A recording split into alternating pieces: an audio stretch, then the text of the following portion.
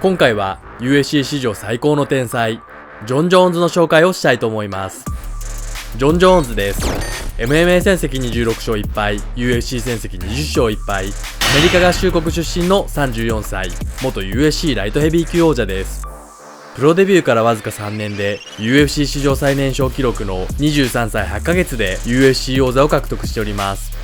キャリアの中で唯一の敗北が終始圧倒していた試合での反則である垂直に落とした肘での反則負けであり、実質的には無敗の MMA 歴代パウンド4パウンドの呼び声も高い元絶対王者です。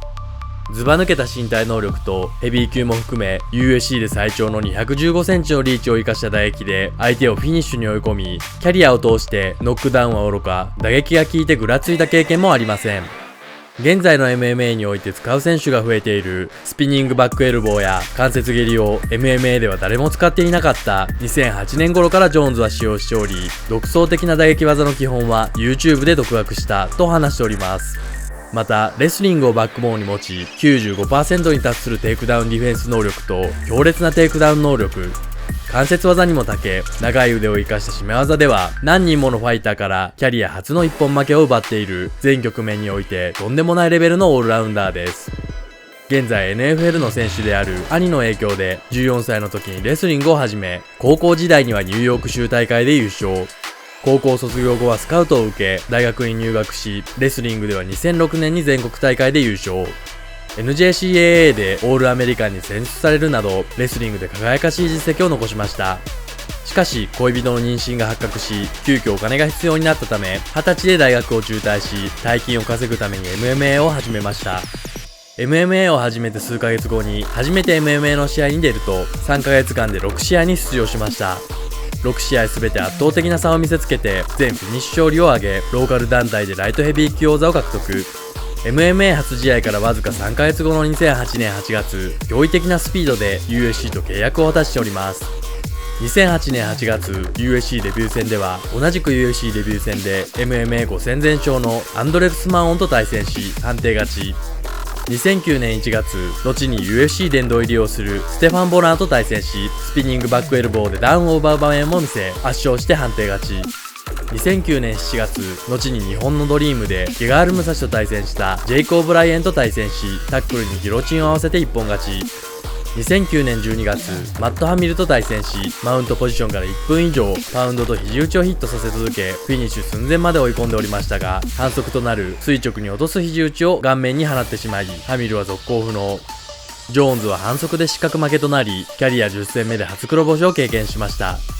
しかしこの裁定は物議を醸し、反則負けではなくノーコンテストにすべきという声が多数上がっておりました。現在でもジョーンズの敗戦はこの反則負けの一戦のみであり、終始ハミルを圧倒していたため、ジョーンズのキャリアは実質的に無敗と言われております。対戦相手のハミルも後にジョーンズと対戦した時、彼はトップになるだろうなと思った。結果は反則勝ちだったが、実質彼が勝っていたことは分かっていると話しておりました。2010年3月、後の1ヘビー級王者ブランドン・ベラと対戦し、グラウンドの肘打ちとパウンドで1ラウンド TKO 勝ち。2010年8月、ウラジミール・マティチェンコと対戦し、試合開始早々にテイクダウンを奪い、マット・ヒューズポジションでの顔面肘打ち連打で1ラウンド TKO 勝ち。ここまで驚異的な強さを見せているジョーンズはインタビューで、チームでは文字通り毎日ケツを蹴られている。目の周りが真っ黒に変色したり、単コブを作ったりする。毎晩アイシングをしている。チームではテイクダウンを取られたり、顔面を殴られたり、タップさせられたりする。実際の実力を把握するにはいい。やらなきゃいけないことがとんでもなくあることを痛感する。MMA みたいなスポーツでは黒帯のファイターが全てを知っているわけではないんだ。一流ファイターはさらに学ぼうと練習している。俺は本当に何者でもない。何回かいいファイトをしただけの若者さ。この世界には俺よりもセンスがあって万能なファイターがたくさんいる。完全無欠のファイターになるまで身を粉にしてハードワークを続けるよ。アンデルソン・シウバと同じ記録を残すまで休むつもりはないと話しておりました。2011年2月、後のベラトール2階級制覇王者、当時キャリア13勝無敗のライアン・ベイダーと実質無敗同士として対戦し、終始グラウンドで圧倒し、2ラウンドギロチンチョークで一本勝ち。試合後、ジョーンズが勝利者インタビューを受けているところに USC ライトヘビー級王者マウリシオ将軍が登場。当初、将軍はラシャド・エヴァンスとのタイトルマッチを予定しておりましたが、エヴァンスが負傷欠場のため、エヴァンスの代わりにジョーンズと戦ってもいいと発言し、ジョーンズと握手を交わし、ライトヘビー級王座への挑戦権を獲得したことが発表されました。そして2011年3月、USC ライトヘビー級タイトルマッチとして、王者マウリシオ将軍との対戦が決定しました。マウリシオ将軍は USC ライトヘビー級王者。2005年プライドミドル級グランプリでは1回戦で当時バンダレーシューバーに次いでナンバー2を長らく保持していたクイントン・ランページ・ジャクソンに1ラウンド TKO 勝ちで一躍有名になると、2回戦でアントニオ・ホジェリオ・ノゲイラに激闘を制し判定勝ち、準決勝でアリスター・オーフレームに1ラウンド TKO 勝ち、決勝で絶対王者バンダレーシューバーを倒して勝ち上がってきたヒカルド・アローナに1ラウンド KO 勝ちと、23歳ながら圧倒的な強さでプライドミドル級グランプリ優勝を果たしました。プライド消滅後 USC に移籍。プライド出身者がなかなか UFC で結果を出せていない中、2009年5月、無敗の王者リョウと町田を1ラウンド KO で破り USC ライトヘビー級王座に輝いております。試合前ジョーンズは、みんなは俺がこのスポーツの将来を担っているとか次の王者だとか言うけど、俺がそんなことを尋ねたことは一度もない。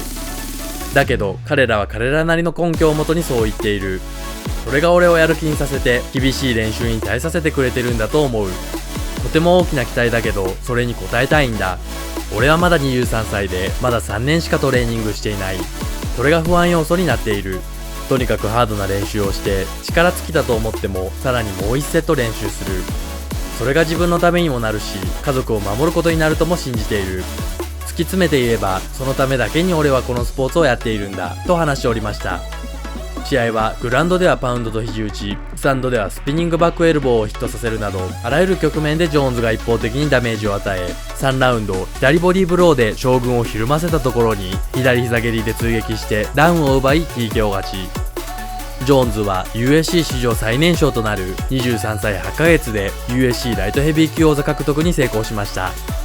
試合後ジョーンズは、気分は最高だ、これが夢が実現した証だ、自分を信じよう、そして一度決めたら立ち止まらないでくれ、そうすれば夢は必ず実現する、そして俺はみんなからターゲットにされていることも知っている、だが俺は返り討ちにする準備はできていると話しました。試合後対戦相手の将軍は、ジョーンズは対戦した中で最強だったと話しておりました。ちなみにジョーンズは将軍戦の数時間前、車上荒らしを発見し、その場で犯人を取り押さえ逮捕に協力したそうです。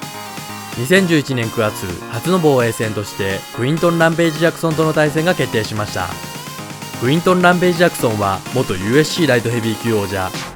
プライドではバンダレーシューバに次ぐミドル級ナンバー2に長らく君臨しており、驚異的なパワーとパンチ力で KO を量産。USC 移籍後は当時4度王座防衛中の絶対王者チャック・リーデルから KO 勝ちで USC ライトヘビー級王座に輝いております。王座陥落後もプライド時代の最大のライバルバンダレーシューバーから KO 勝ちするなど、常にライトヘビー級トップ戦線に君臨し続けておりました。試合前ジョーンズは、これは俺にとって大チャンスだ、ランページはこのスポーツの何人かのベストファイターに勝っている、俺は順調にキャリアを積んできたがジョーンズは強豪と誰とも戦っていないと言われる。だから俺にとっては将軍に続いてランページにも勝つことはとても大きなことだ。俺の実力に対する疑問の声を封じ込めることができると話しました。試合は全局面で試合をコントロールし、ランページの打撃をほぼ受けることなく4ラウンドリアネイキッドチョークで一本勝ちを収めました。ジョン・ジョーンズは USC ライトヘビー級王座初防衛に成功しました。試合後ランページは、俺は生涯でベストの状態で戦った、俺は過去最高のランページだった、彼は過大評価されていると思っていたが実際に強すぎた、彼には脱帽だ、これまで対戦した中でも一番だった、彼が次に誰とやるのかは知らないが誰も勝てるような気がしない、正直言ってもう誰も勝てないんじゃないかと思っていると話しておりました。2011年12月、2度目の防衛戦でリョウと町田との対戦が決定しました。リョウと町田は元 USC ライトヘビー級王者、伝統派空手出身で当時それまで13勝無敗だった USC ライトヘビー級王者ラシャド・エヴァンスから KO 勝ちで USC ライトヘビー級王座に輝いておりました。その後王座陥落するも、前戦では元 USC2 階級制覇王者の鉄人ランディ・クートアから顔面への2段蹴りで KO 勝ちを収め、ライトヘビー級のトップに君臨し続けておりました。試合前ジョーンズは、いずれリョウと戦うことになるのは前から分かっていた、心から彼のことをリスペクトしている。オクタゴンを離れた時も言動も好きだ。他のファイターとは異なる雰囲気を感じる。彼はこのスポーツをリスペクトしている。正直言ってランページのようなファイターはこのスポーツでの評判を悪くする。ここは WWE じゃない USC なんだ。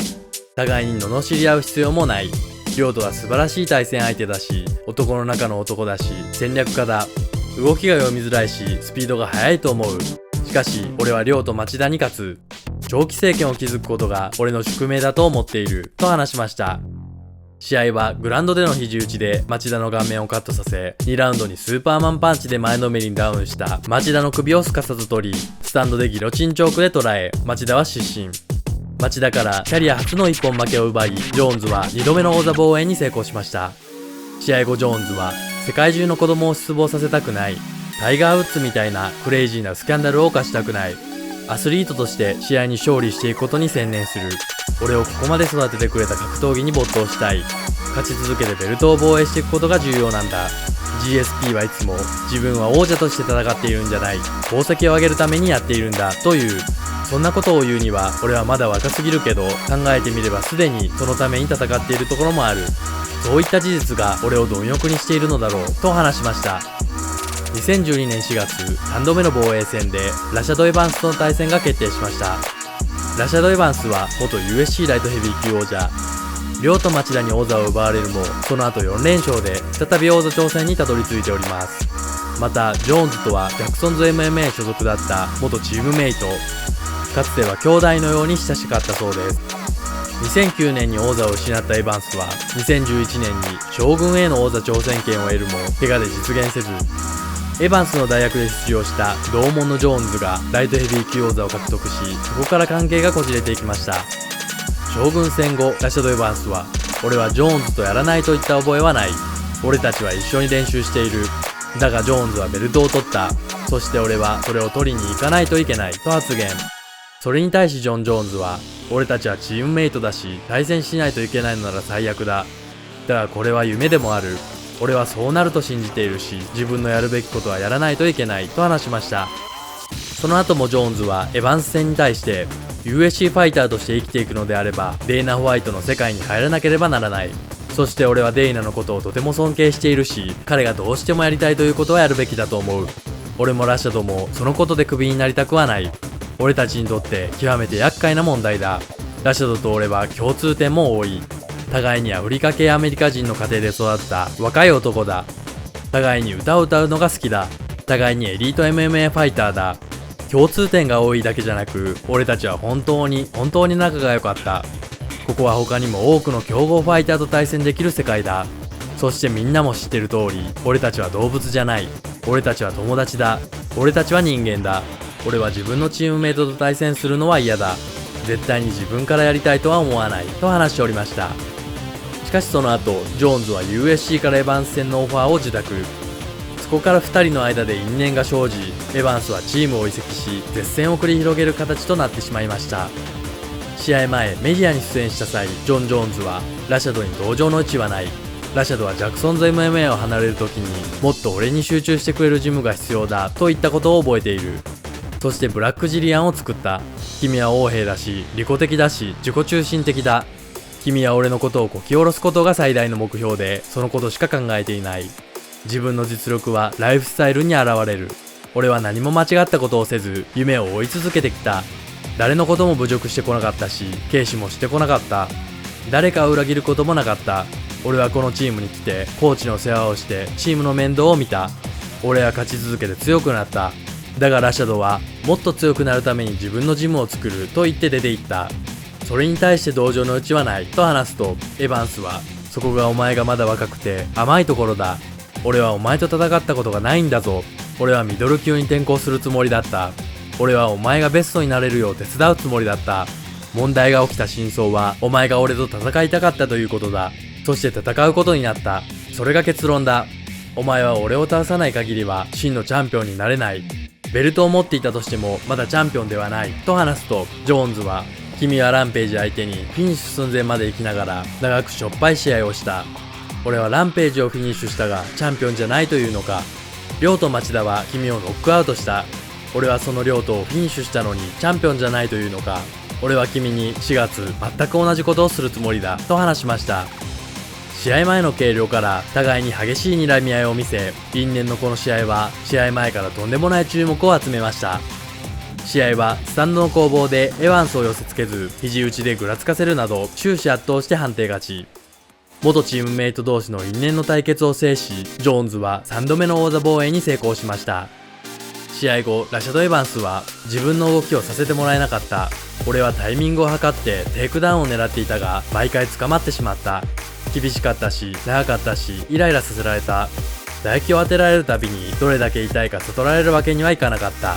彼は才能があるし、予想以上に強かった。リスペクトせざるを得ない。彼はチャンピオンだと話しました。エヴァンス戦から1ヶ月後の2012年5月、ジョーンズは飲酒運転事故を起こし、飲酒運転と器物破損で逮捕されました。後に裁判所で飲酒運転を認め、司法取引を交わして実刑は免れ、最終的に罰金1000ドルと運転免許停止6ヶ月の処分を受けました。この件に対し USC 代表デイナ・ホワイトは、我々はジョーンズのことを呼び出して自分の立場を理解させてどうしたいのかを話す必要がある。彼はまだ24歳だし、向こう10年間最強の座に君臨し続け、このスポーツを引っ張っていける存在だ。全員を倒してあらゆることを達成して、ナイキやゲータレードといった一流メーカーとスポンサー契約を結ぶことも可能だった。